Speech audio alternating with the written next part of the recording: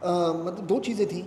एक तो जब स्क्रिप्ट हमने पढ़ी तो हमें बहुत प्यारी लगी, बहुत हँसी, मतलब बहुत कॉमेडी है उस फ़िल्म में, हँसने को बहुत बहुत सारे मौके मिले। तो एंटरटेनिंग है और साथ में मतलब उसका जो एक दिल है उस स्क्रिप्ट का, उसमें मतलब एक अच्छी-सी एक मैसेज है, जो नॉन वायलेंस के बारे में बात करती है, जो कम्युनल हार्मनी के बारे में बात करती है।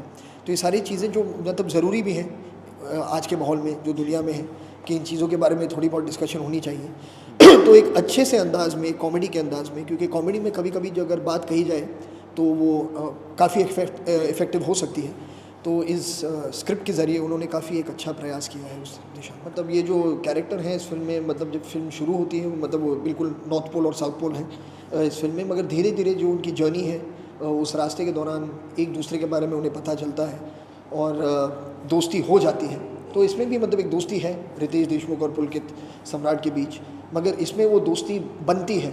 ज़्यादातर हमारे जो पहले की फ़िल्में में वो दोस्त बचपन से रहे हैं, ये कुछ थोड़ा बहुत अलग है। स्क्रिप्ट मतलब डिस्कशन तो हर चीज़ का होना ही चाहिए ना, ऐसा नहीं होना चाहिए कि सिर्फ जो मैं कहूँगा वही होना चाहिए। ऐसे तो फिल्म नहीं, तो जो लेखक होते हैं, जो डायरेक्टर होते हैं, वो आके हमें जब स्क्रिप्ट सुनाते हैं और हम लोग सुन के उनको रिएक्शन देते हैं। रिएक्शन मतलब जो भी हमारी होती है, या तो उन्हें हमें कन्विंस करना पड़ता है कि नहीं मैं इस तरीके से सोच रहा हूँ, इसीलिए मुझे ऐसी बनानी है, या तो वो मुझे कहते हैं आप जो कह रहे हो सही है, हमें ये चेंजेस या ये इनकॉर्पोरेट। आई थिंक एक टीम एफर्ट होता है, और जो इंस्टेंट रिएक्शन होता है कि आपको कोई लेवल पे स्क्रिप्ट इमोशनली या कोई भी कुछ तरीके से कनेक्ट होती है।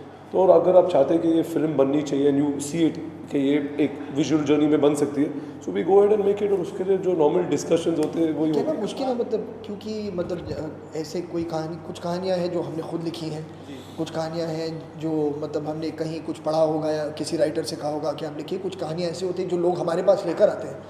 लेकिन एक ऐसा है कुछ मतलब जो हमारी सेंसिबिलिटी है वो थोड़ा बहुत ये है कि मतलब एंटरटेनिंग होनी चाहिए फिल्म। वो बात तो जाहिर है, क्योंकि जब लोग जाएंगे थिएटर में एक एंटरटेनमेंट में, बोर तो हमें नहीं करना है।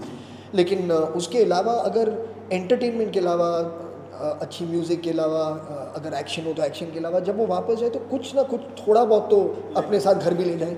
वो जो कहते हैं एक बैक गिफ्ट जो हर पार्टी में आपको मिलना चाहिए, तो ये थोड़ा बहुत ज़रूरी है। क्योंकि मतलब जो एक रिस्पॉन्सिबिलिटी है वो एंटरटेनमेंट की तरफ तो है ही, लेकिन थोड़ा बहुत मतलब जो विषय हैं, हर फिल्म में आपको मौका तो नहीं मिलता। जैसे हो सकता है डॉन 2 में ऐसा मौका नहीं मिले या डॉन सीरीज़ में, लेकिन जब मिलता है ऐसा मौका तो थोड़ा बहुत अगर आप कुछ कर सकें जो एक आम इंसान को ये सोचने पर थोड़ा बहुत मतलब या मजबूर करे, या फिर उनके जहन में कोई बात आप छोड़ दें कि हाँ यार ये बात तो सही थी, मैं इसके बारे में थोड़ा और सोचता हूँ।